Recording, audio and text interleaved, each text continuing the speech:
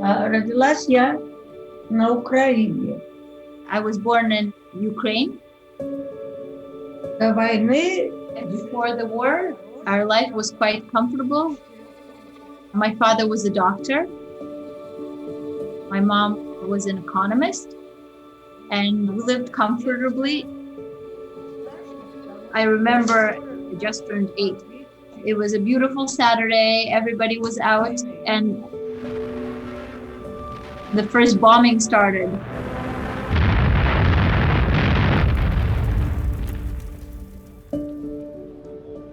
My father started working right away in an evacuation hospital.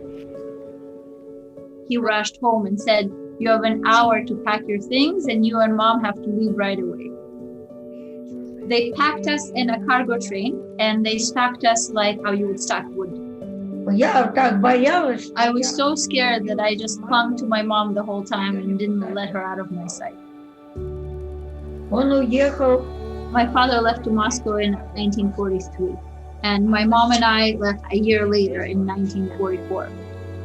From childhood, I always wanted to follow my father's footsteps and also become a doctor. I met my husband while I was still a student in the Med Institute, and it was very difficult to live in Moscow, especially as students. Very often we would hear derogatory terms about Jews. They were trying to find every way possible to avoid us getting into the college that we wanted, into the profession that we wanted. But we had our own circle of friends and we had a son and, we made do with what we have. My husband and I moved to the US in 2014. My son and my grandchildren were all living in the US. My husband, his heart, unfortunately, was not strong enough, and he passed away on January 2nd, 2016. We lived together for 61 years, and I can't say that it's getting easier. I've got connected to JFS through a friend of mine, and I'm so very grateful. It's an honor and privilege to work with people like Evelina. JFS provided her with services for Holocaust survivors, free home care, transportation, dental care, paying her medical bills, care packages, holiday baskets.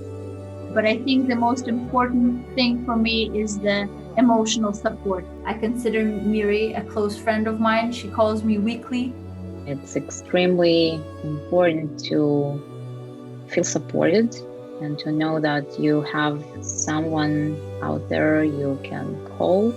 Especially during COVID, I'm so grateful that they're able to organize Zoom meetings and tell us about Jewish customs and culture, to celebrate and to learn. It just feels amazing to teach people like me who have suffered for being Jewish all our lives, but now we get to enjoy being Jewish.